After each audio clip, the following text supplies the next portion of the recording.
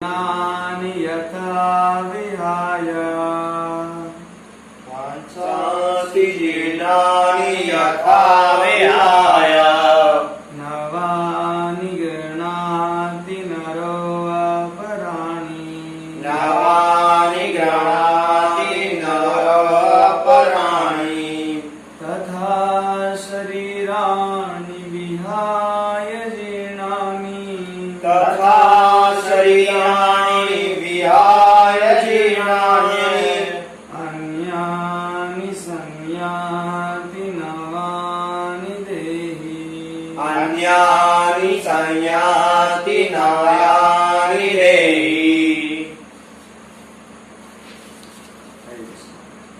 तो तीसरा पैराग्राफ हम लोग पढ़ेंगे। श्रील प्रभुपाद जी ने बहुत ही सुंदर तात्पर्य लिखा है इस श्लोक का। तो मुंडक उपनिषद तथा श्वेताश्वतर उपनिषद समान रूप से इसकी पुष्टि करते हैं। किसकी पुष्टि करते हैं?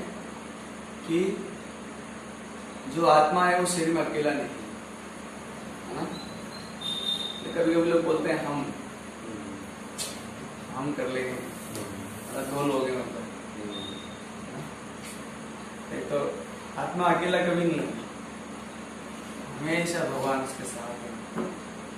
इसलिए जो भक्त हो जाता है वो रहता है भगवान साथ, तो कौन क्या कर सकता है। ये श्लोक बताया, समान वृक्षे पुरुषो निमग्नो अनिशया शोचति मूयमानः जुष्टं यदा पश्यन्ति अन्ये ईशमस्य महिमा मानम इति वीत शोकः।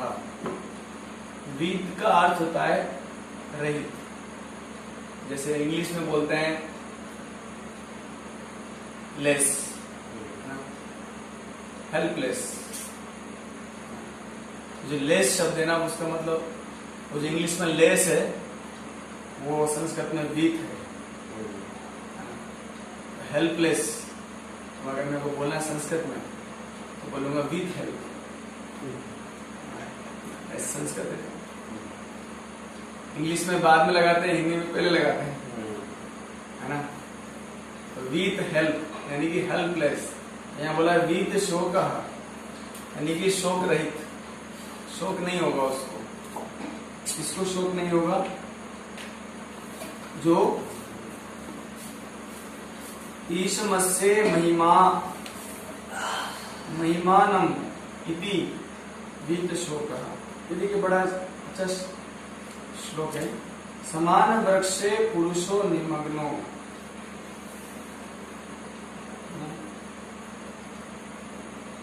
अनिशया शोचति मूयमानः जुष्टं यदा पश्यति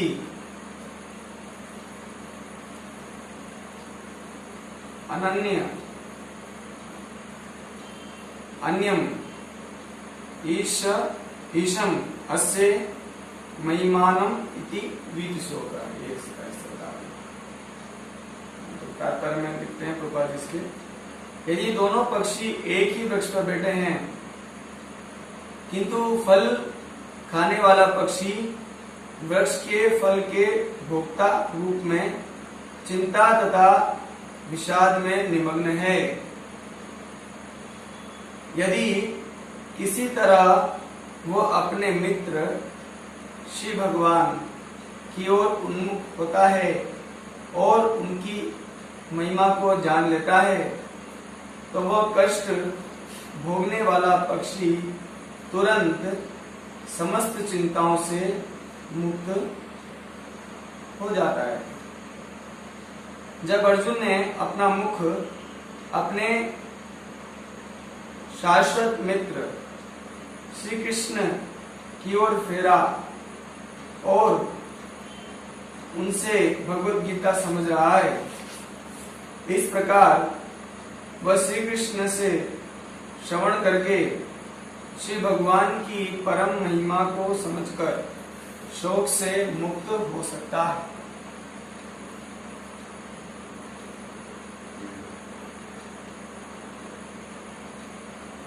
तो यहाँ पर जो है सॉल्यूशन बताया जा रहा है ना? क्या बताया जा रहा है? सॉल्यूशन। किस चीज का सॉल्यूशन है? हर व्यक्ति शोक में डूबा हुआ है आज। आज मायापुरा से कुछ फोन करके बता रहे थे कि प्रभु जी हम लोग तो बहुत आनंद में हैं, लेकिन दुनिया की हालत खराब है।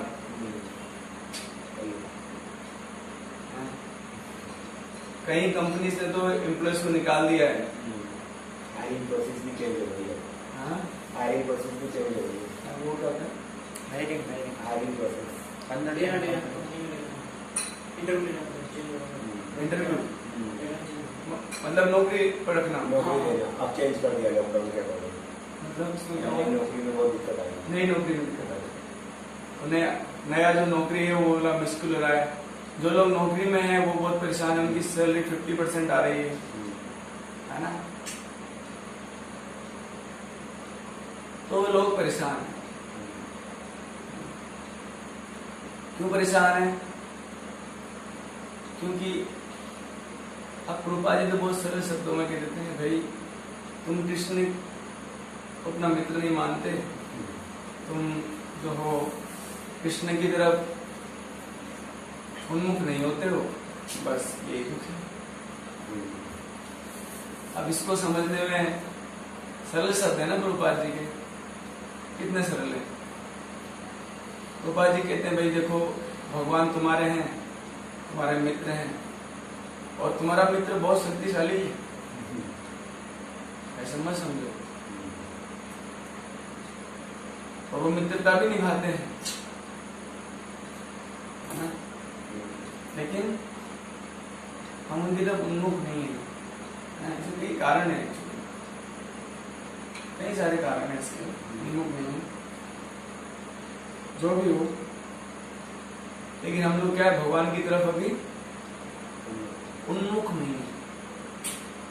उनकी तरफ हम लोग, भगवान की तरफ हम लोग देख नहीं रहे। अपनी तो कोई भौतिक जगत जो है वो हमेशा इस समस्या का घर है।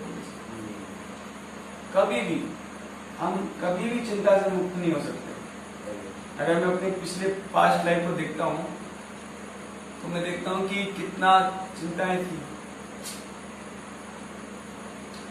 मैंने पॉलिटेक्निक करने के बाद में जॉब किया, वहां परेशानी में रहते थे। लोग बोलते थे ये इंजीनियरिंग के जो लोग होते हैं, नए नए लड़के होते हैं, ये क्या समझते हैं अपने आप को, तुम पे हुक्म चलाते हैं। तो मैं सोचा मेरे को भी इंजीनियर बनना है, मुझे भी इंजीनियर बनना है। तो बोले इंजीनियर बनाएगा कैसे? बोले या तो तुम करो वो एक कौन सा कोर्स होता है डिप्लोमा, नहीं वो साथ में करते हैं, प्राइवेट कोर्स होता है, एक होता है। तो उसमें क्या है, जॉब करते करते उसको करते हैं तो प्राइवेट हाँ बीएससी नहीं इक्विवेलेंट टू इंजीनियरिंग। तो टेंशन में आ रहे थे एएमआई बोलते हैं, तो वो करें कैसे की चिंता चल रही थी। घर वाले बोलते थे टेंशन में है ना, मैं खुद टेंशन में। तो भौतिक जगत बहुत, उस समय तक भक्ति का कुछ पता नहीं था प्रभु जी। मैं देखता हूँ कि क्या फर्जी टेंशन लेता था।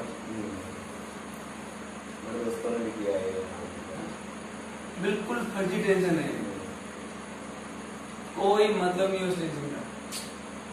लेकिन भौतिक जगत है प्रभु जी, यहाँ पर व्यक्ति चिंताओं से हाँ रह सकता है अगर कृष्ण की ओर उन्मुख हो जाए, भगवान की ओर देखने लगे, तो निश्चित रूप से उसकी जो चिंताएं हैं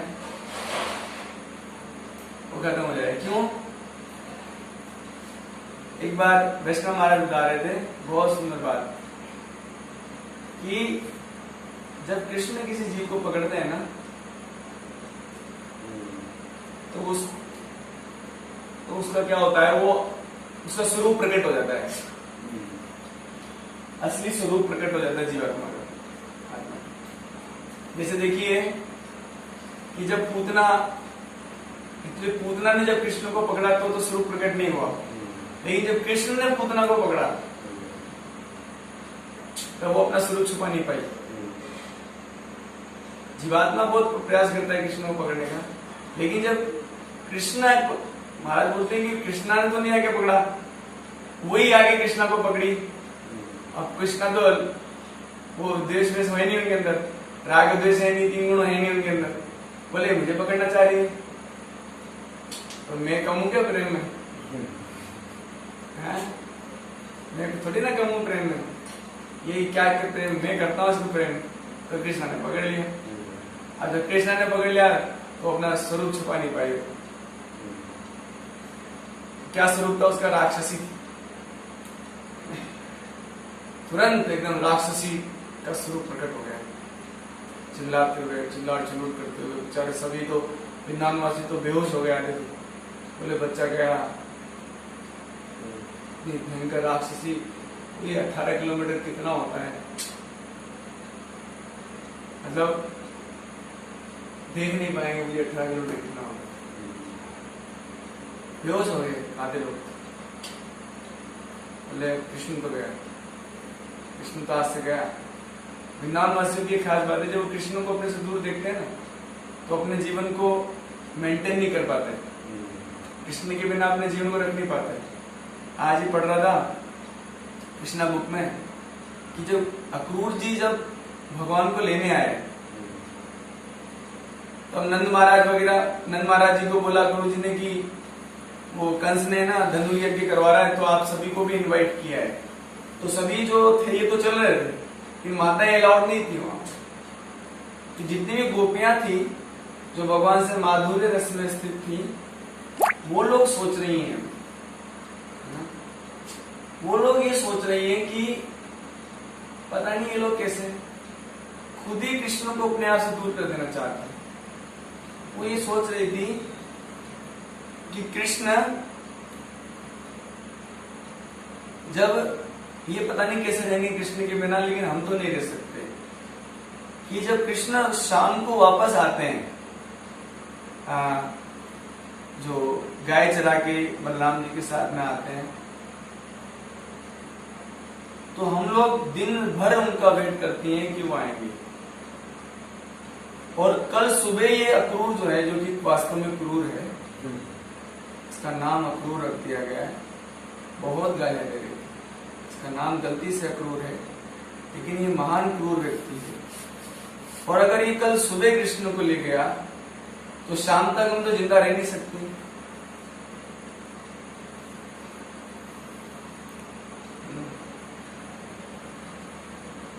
कैसे रहेंगी शाम को? एक वही सीन जब कृष्ण और बलराम और सारे गाय वापस आएंगी, हम तो इंतजार करेंगे देखने के लिए, लेकिन अब वो सीन तो नजर आएगा ही नहीं ना।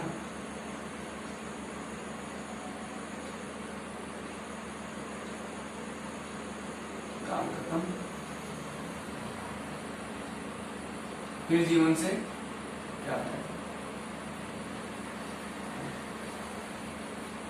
तो भगवान से जो, इसलिए जब हम कृष्ण की ओर उन्मुख होते हैं, जब वास्तव में, तब कृष्ण हमें पकड़ लेते हैं। और जब कृष्ण हमें पकड़ लेते हैं तो हमारा असली स्वरूप प्रकट होता है। वो क्या है? है ना, नित्य भगवान का दास, अधीन रहना, आश्रित रहना, और कंट्रोलर नहीं बनना। ये सारे जो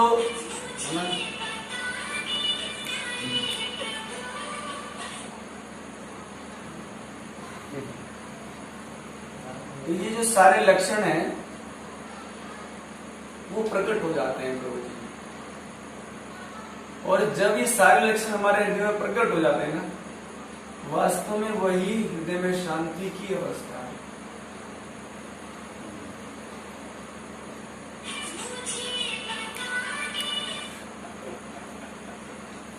सर्वोच्च सुख की अवस्था है वो। जैसे जीवात्मा कृष्ण की ओर देखेगा और कृष्ण उसको ज्ञान प्रकट कर देंगे, तो वो उसी समय से श्रील प्रभुपाद जी इसलिए लिख रहे हैं तुरंत समस्त चिंताओं से मुक्त हो जाता है। समस्त चिंताएं, जितनी भी चिंताएं हैं उसका एक ही कारण है, हमारा आत्मा के वास्तविक जो स्वरूप है, जो भी है, हम तो जानते नहीं अभी, मायाबद्ध जीव है हम। जो भी आत्मा का स्वरूप है, अगर वो उसमें सिर्फ स्थित रहे तो चिंताओं से मुक्त हो जाए।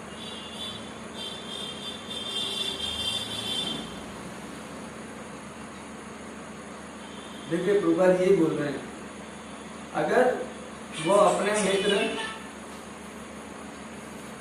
श्री भगवान की ओर उन्मुख होता है और उनकी महिमा को जान लेता है। क्या है भगवान की महिमा? भगवान की महिमा क्या है? भगवान की महिमा अनंत है। भगवान की महिमा ये है कि वो हमारे प्रभु हैं, वो हमारे पालन करता है और हम उनके बच्चे हैं।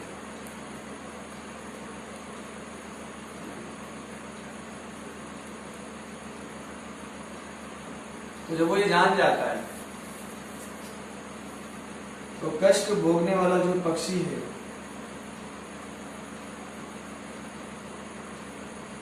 तुरंत, इसमें एक शब्द है तुरंत। तुरंत मतलब जिस दिन जान जाओ,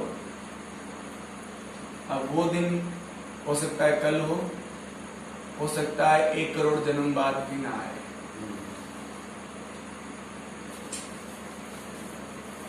इसलिए एक बार प्रभुपाद जी को पूछते हैं, प्रभुपाद जी कृष्णा कॉन्शियसनेस अचीव करने में कितना समय लगेगा? प्रभुपाद जी कहते हैं 1 सेकेंड। ये तो सत्य को जानना और समझने के ऊपर निर्भर करता है।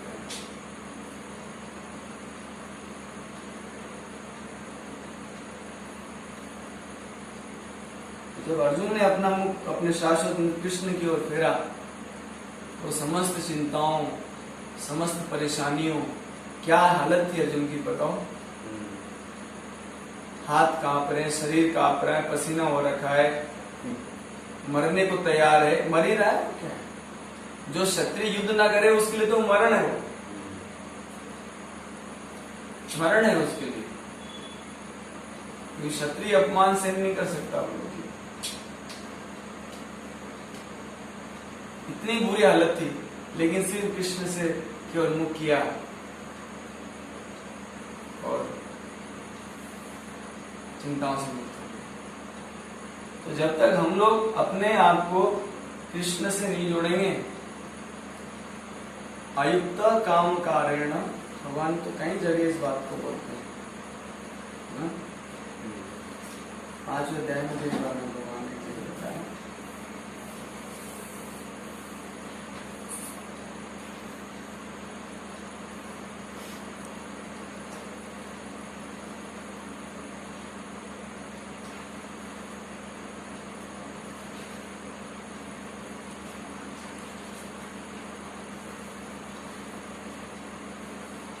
अयुक्त काम कारेण युक्त कर्म फलम त्यक्त्वा शांति आपनोति नैष्ठिकीम्।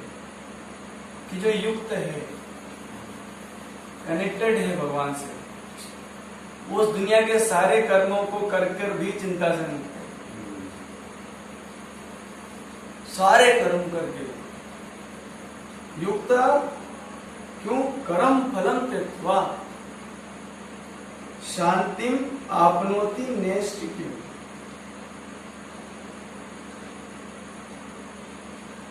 कैसी शांति? अचल शांति, जो स्थिर है। ऐसी शांति को हृदय में अनुभव करता है जो युक्त है। किससे? कृष्ण से। और अगर जो नहीं है, अयुक्त काम कारेण, वो मत करता है।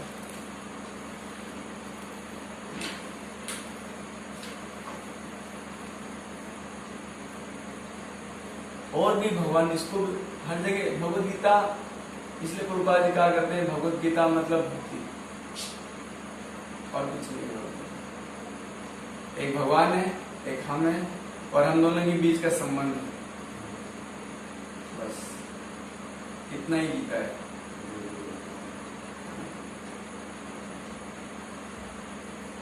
कुछ लोग क्या है, सेकेंड चैप्टर में आता है,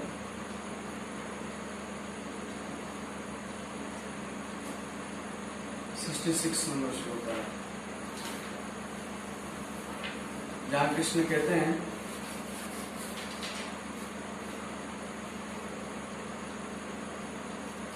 नास्ति बुद्धि युक्तस्य, जिसकी बुद्धि क्या है,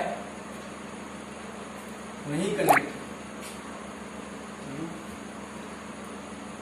ना चाहित से भावना, मतलब भगवान अंदर की बात बता रहे हैं। भावना तो हृदय की वस्तु है, या मैं कहूं आत्मा की वस्तु है भावना तो। चलो बुद्धि मन ये तो मटेरियल एलिमेंट्स हैं, लेकिन भावना तो स्पिरिचुअल एलिमेंट है। अगर भावना मुझसे युक्त नहीं है, शॉर्ट में कहूं कि कृष्ण भावना नहीं है, तो भगवान कहते हैं सुख और शांति आपके जीवन में नहीं है।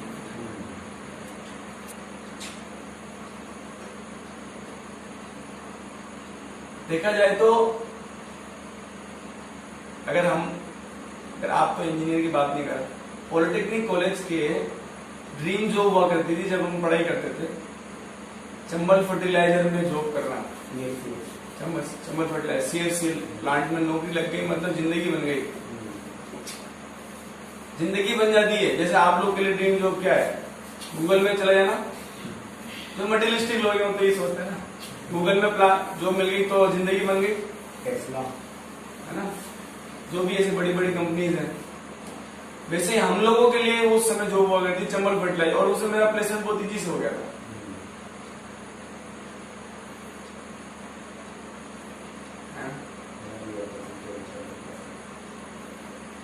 मुझे बाद में पता लगा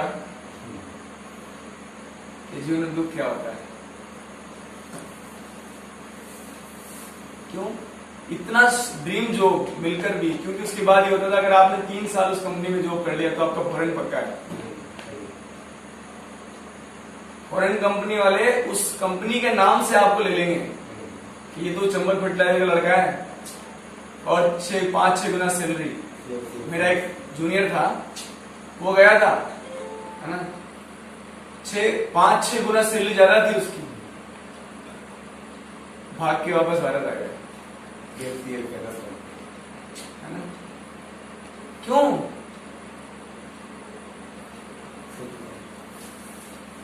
यही कारण है भगवत गीता भगवान समझा रहे हैं, क्योंकि उसको वह सुख और शांति का अनुभव नहीं हुआ। हम पूरी जिंदगी जन्म जन्म हम लोग सुख शांति की तलाश में घूम रहे हैं। लोग सभी लोग घूम रहे हैं, ऐसा नहीं कि हम ही हैं।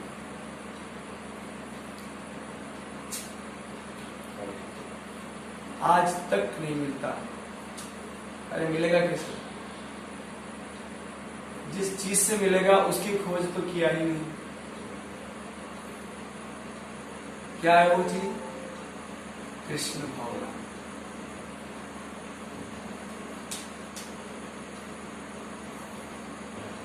कृष्ण भावना का 2 अर्थ हैं प्रभु जी, एक अर्थ नहीं, 2 अर्थ हैं। कृष्ण भावना करते स्वयं की स्थिति को समझना और भगवान की स्थिति को समझना।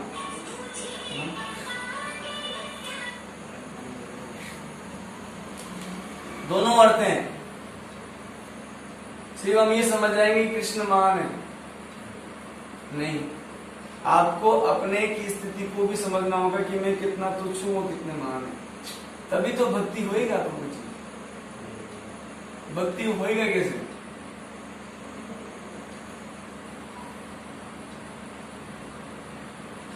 जब तक आप अपनी खुद की स्थिति को नहीं समझ रहे कि आप कौन हो, और जब तक आप उनकी स्थिति को नहीं समझ रहे वो कौन है, तो उनकी स्थिति और अपनी स्थिति को जब देखोगे तभी तो उनके लिए कुछ करने के लिए, उनका भक्ति के लिए सोचोगे। नहीं तो भक्ति होएगा कैसे? तो ये ज्ञान, ये जो ज्ञान है अपनी स्थिति का ज्ञान, यानी कि आत्मा की स्थिति का ज्ञान और भगवान की स्थिति का ज्ञान, इसे ही कृष्ण भावना कहते हैं। और जब वो इसमें स्थित होता है तो इस संसार का, इस ब्रह्मांड का, मैं कहूं ब्रह्मा जी से ज्यादा सुखी व्यक्ति होंगे आप। इंद्र तो क्या है कि संसार के करोड़पति, क्या बात कर दी, इस संसार की पोस्ट पोजिशन क्या बात है, कुछ सब बेकार। इतना हद है उस व्यक्ति का जो कृष्ण भावना प्राप्त कर गया। उसके बारे में भगवान कहते हैं स महात्मा सुदुर्लभ बहुनाम जन्मनाम ते ज्ञानवान माम प्रपद्यते। अब ज्ञान है ही नहीं, शरण में जाएंगे कैसे, बताओ। जैसे हम भगवान को प्रणाम करते हैं, लेकिन तो नीच मानेंगे तो प्रणाम करेंगे। हम नीच हैं, बस मान नहीं पा रहे। क्यों? क्योंकि हमें अपनी स्थिति का ज्ञान हुआ नहीं है अभी तक। और कभी कभी ऐसा आता है ना, जब हम नीच मानेंगे तो फिर क्या सुख है?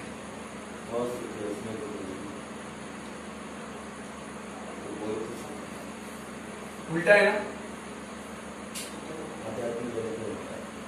इस संसार में व्यक्ति जब सबसे हाईएस्ट पोजीशन पाने के लिए सोचता है तो सोचता है वो कि वो सुखी हो जाएगा। यही इस मटेरियल वर्ल्ड का है। इवन भक्ति में भी ऐसा होता है कि मैं जब से सबसे ज्यादा ज्ञानी हो जाऊंगा तब सुखी हो जाऊंगा, या मैं बहुत सारा प्रचार कर दूंगा, या बहुत सारे मंदिर बन जाएंगे, या बहुत सारे फॉलोवर हो जाएंगे, तब मुझे शायद सुख मिलेगा। नहीं, ऐसा नहीं है प्रभु जी।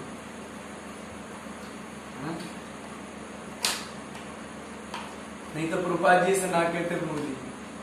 मेरे कृष्ण भावना मत आंदोलन से अगर एक भी व्यक्ति कृष्ण भावना को प्राप्त कर गया तो मेरा इस्कॉन संस्था का मिशन पूरा हो गया। भगवद गीता इंट्रोडक्शन में बात अंतिम में लिखते हैं प्रभुपाद, 1% कृष्ण भावना में आए तो फिर हम प्रचार क्यों करते हैं? हम प्रचार करते हैं, एक्चुअली प्रचार जो है वो आपका साधना है। प्रचार कोई अलग चीज नहीं है। प्रचार क्या है? जब आप खुद गीता भागवत पढ़ते हो, इसको साधना कहते हैं। और जब आप 5 जनों के साथ बैठ के पढ़ते हो, इसे प्रचार कहते हैं।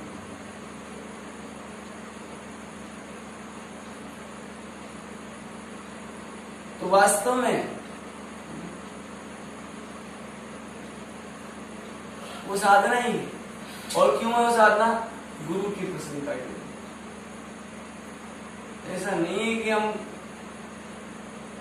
बहुत कुछ बड़ा अचीव करके भगवान को प्राप्त करेंगे, नहीं।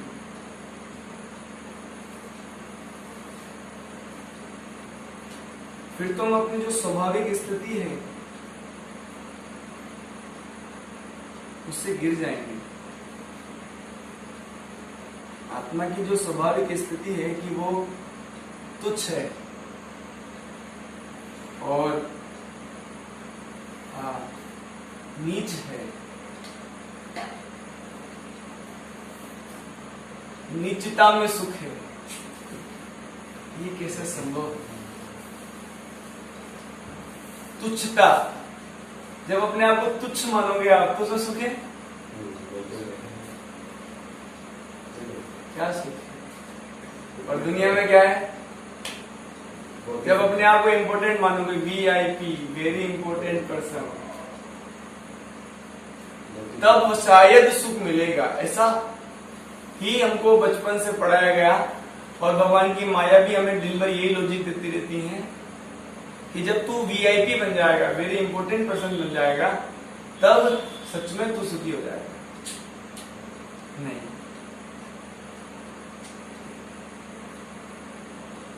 बल्कि होगा क्या?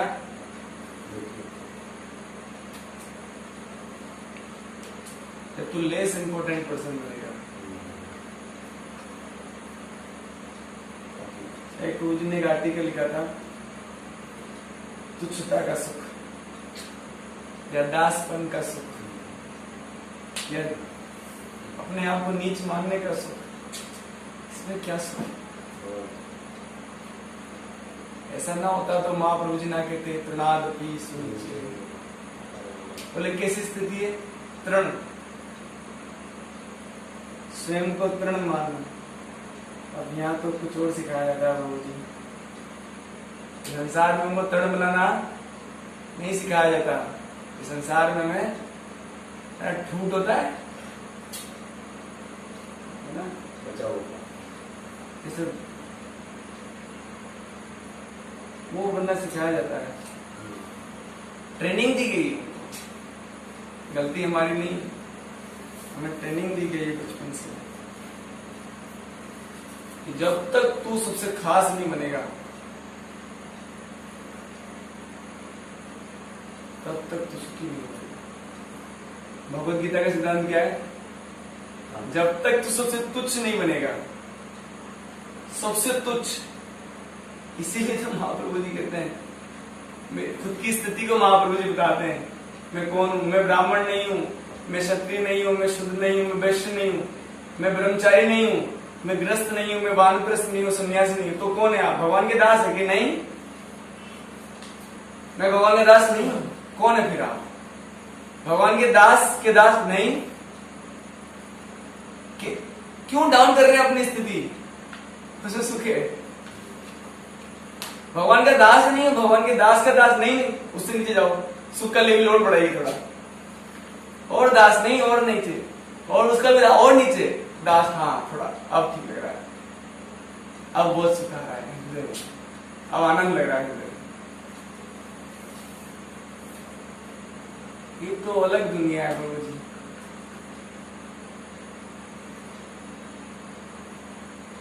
भक्ति की दुनिया ही अलग है। इसलिए तो जो भक्त हो जाता है वो संसार का प्राणी नहीं रहता। जस्ट अपोजिट है मटेरियल वर्ल्ड और स्पिरिचुअल वर्ल्ड। सुख कहीं और है, हम कहीं और ढूंढ रहे हैं। तो आज एक प्रभु जी ने, लेकिन चिंता मत कीजिए अगर आपको लगता है प्रभु जी हमारे, हम कब अपने आप को तुच्छ मानेंगे? अभी तो लगता है कि मैं बहुत कुछ कर दूंगा। आपको पता है भगवान पूरे भगवत गीता में ये कर्म के संग पर निंदा करते हैं। पूरी भगवत गीता में भगवान ने सकाम कर्म की निंदा करी है और हम उसी में लगे बैठे हैं सारे। भगवान की माया कर रही है, भगवान की माया कराती है हमसे।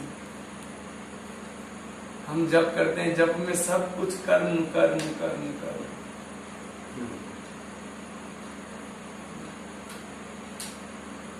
जैसे भगवान के कंट्रोल है ही नहीं हमारे कर्मों पे। भगवान का तो कंट्रोल है ही नहीं, जैसे हम खुद ही प्रभु हैं। भगवान की गीता में कहते हैं भाई 5 कारण है कर्म के, अधिष्ठानम तथा कर्ता है 18.14। लेकिन हम 5 को छोड़ो, मैं ही एकमात्र कारण हूं कर्म का।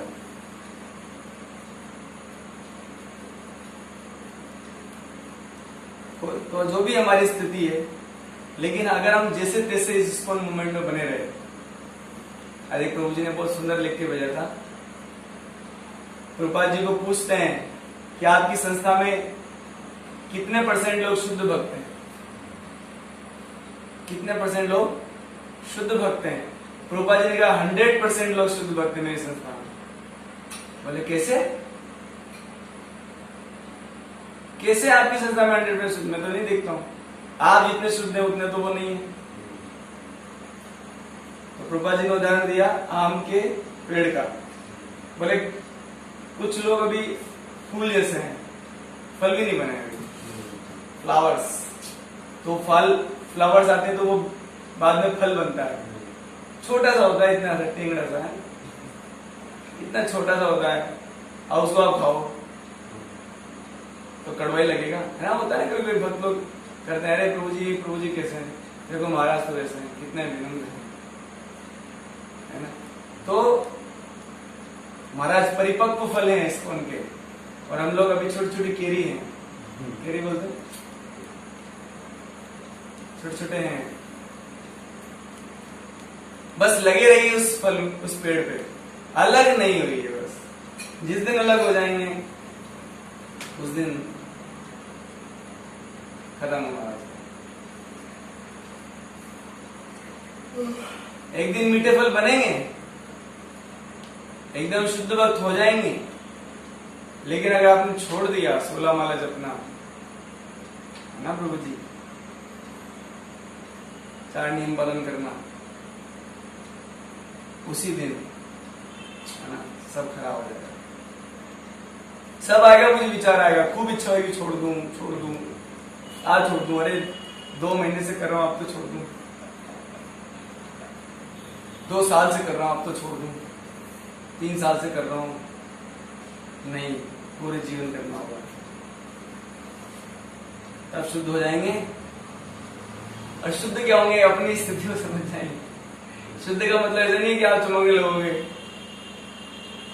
है ना, तेज बहुत बढ़ जाएगा आपका, है ना, या फिर आप खतरनाक दिखने लगोगे, यहाँ पर आपको पीछे की तो प्रकाश आ जाएगा, उसे दिखाते हैं, कृष्णा की दिखाते हैं, भक्तों की दिखाते हैं, जिनके पास ज्ञान हो जाता है उनके सिर्फ प्रकाश हो जाता है पीछे की। ऐसा कुछ नहीं होगा, बल्कि आप अपनी तुच्छ स्थिति को समझने लगोगे बस। और जिस दिन तुच्छ स्थिति को समझोगे उस दिन क्या होगा, आप सुखी होगा।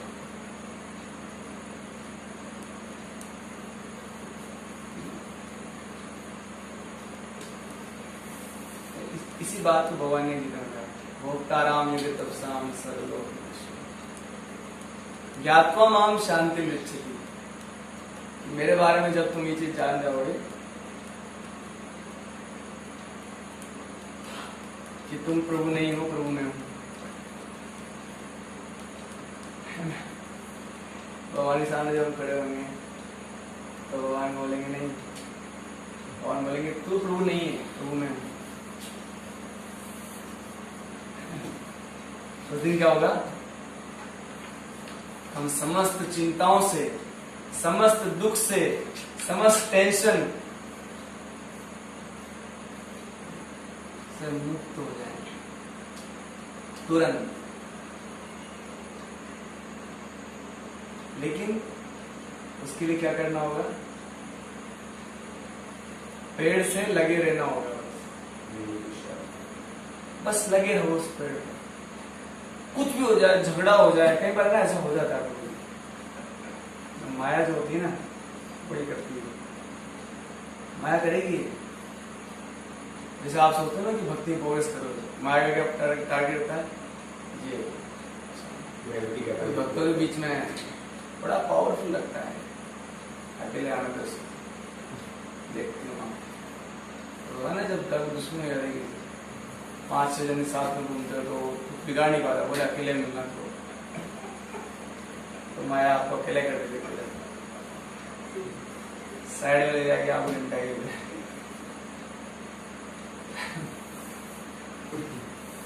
अपने जीवन में कभी अकेला मत रहना तो, अगर भक्ति करनी और सच्चा सुख पाना है। झूठा सुख तो लोग दिखाते खूब है, दिखाते नहीं, 3 मंजिला मकान बना लेंगे, 2 बड़ी बड़ी गाड़ियां रखती हैं, और फिर क्या करते पता है, इनविटेशन कार्ड बांट देंगे दुनिया में, ताकि लोग आए और उनको दिखाएं और लोग कुछ बोले और वो सुखी हो। क्या पाले, कितना झूठा सुख, कितना झूठा है। लोग आके वाहवाही करें, उससे किसी को ले और वो सुख नहीं है एक्चुअली, उनको दुख मिलता है इसलिए तेरा सुख मिलता है। लोग बुलाते इसलिए 1 करोड़ की शादी करेंगे, 5 करोड़, 10 करोड़, 20 करोड़ की शादी करेंगे ताकि लोग आगे देखें और जल जाए कोई तरह से, करोड़ों में चाहिए है ना? जल जाए वो लोग, और जब वो जलेंगे, जब वो देखेगा व्यक्ति कि जल रहे हैं लोग, चार लोग देखेगा उसको क्या हुआ यहाँ बहुत ठंडा लगेगी। अब आया कैसा घटिया सुख, 3rd क्लास। तो अगर हमको यही सुख पाना है तो ये माया जगत तैयार है हमारे लिए, तो हमेशा हमको भ्रमित करता रहेगा और सच्चे सुख से दूर रखेगा। तो हमेशा ध्यान रखना, माया का एक ही काम है आपके लिए, सिर्फ एक, भक्तों के संग आने के बाद एक ही टारगेट है उसका, आपको अलग कर दे बस।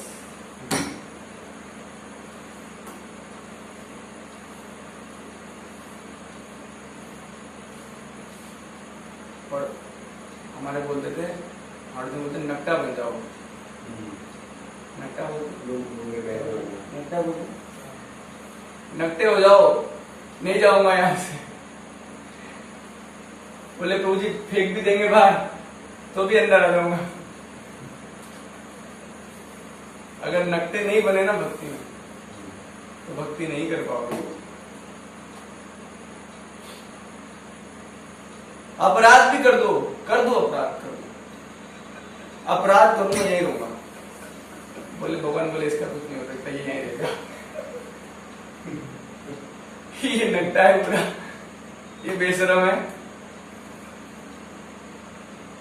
क्योंकि आप कलयुग में रह रहे हो यार, यहाँ झगड़ा होएगा ही होएगा। लेकिन ऐसा करके भक्तों से दूर चले जाना। माया इंतजार कर रही है हाथ फैला के, बेटा कहाँ चला गया था?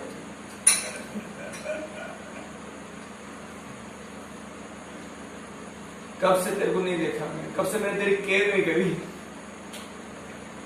कितना प्रेम करती हूँ तुझको बेटा, तुम भौतिक जगह छोड़ के चला जाएगा क्या? आज तेरे त्रिशूल लगाओ, त्रिशूल भोंकूंगी तेरे आओ तू।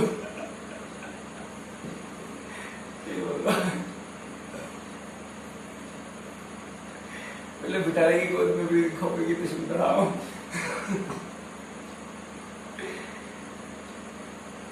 तो जो हो जाए प्रभु जी, भक्तों को मत छोड़िए। और अगर कोई भक्त जाए ना छोड़ के आपको, तो पकड़ लो उसको, उसके पैर पकड़ लो, उसके हाथ पकड़ लो, गर्दन पकड़ लो, उसका बेक पकड़ लो, उसको जाने मत दो। मैं भक्त की बात कर रहा था।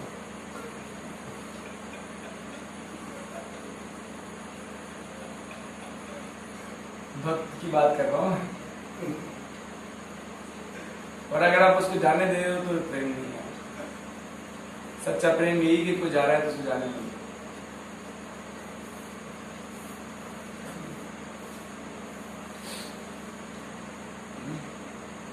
एक बार एक मैं देख रहा था, एक एडवर्टाइजमेंट देख रहा था मैं, बड़ा सुंदर एडवर्टाइजमेंट था। उसमें क्या हुआ, एक व्यक्ति आया, स्कूल में आया, स्कूल सरकारी स्कूल चल रहा था, तो अपना बुलेट लेके आया। उसके पिताजी बड़े खूंखार थे पिताजी थे।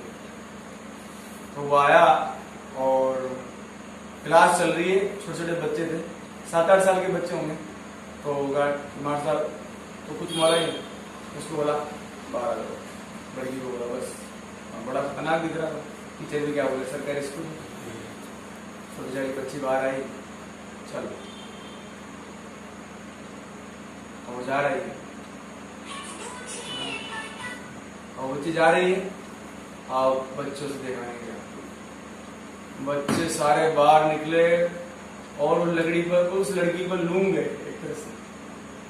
सारे बच्चे उस जो कन्या की बच्ची थी उसको पकड़ लिया उन्होंने, क्लास सब, 2 ने पकड़ा, 5 ने पकड़ा, सब 20-30 बच्चों ने उस बच्ची को पकड़ लिया। बात पे लेकर और उसके पिताजी देख रहे हैं ये क्या है।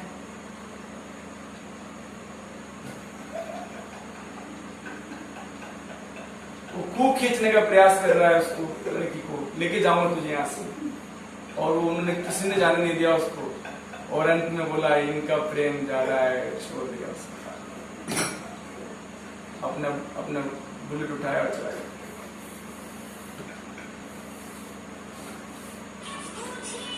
तो माया ये करती है, माया क्या बोलती है, माया आती है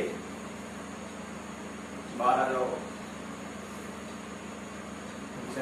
चलो बाहर चलते, भक्तों के संगे बाहर चलते हैं, आओ। ये कोई झूठ नहीं है, ये सब सच है। अगर आप जीवन भर भक्तों के संग रह गए तो निश्चित रूप से एक दिन शुद्ध भक्त बन जाओगे और परम धाम चले जाओगे। बस क्या करना है, भक्तों के बीच में ही रहना है। श्री प्रभुपाद की जय।